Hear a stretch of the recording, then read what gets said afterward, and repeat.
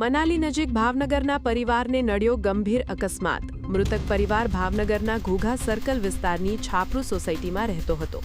એક જ પરિવારના લલિતભાઈ ફતનાની, સોનિયાબેન ફતનાની, પ્રિયંકભાઈ ભોપાણી, કાજલબેન ભોપાણી અને દિવ્યાંશુ ભોપાણી એમ કુલ મળીને 5 લોકોના મૃત્યુ થયા છે. અકસ્માત પહેલા પરિવારનો એક વિડીયો પણ સામે આવ્યો છે. હસતા ખેલતા પરિવારને ક્યાં ખબર હતી કે થોડા સમય બાદ તેમની આ ખુશીઓની સફરને કાળ ભરખી જશે. સિંધી સમાજ દ્વારા 5 મૃતકોના અંતિમ સંસ્કાર હિમાચળમાં જ કરવામાં આવશે તેવો નિર્ણય લેવાયો છે.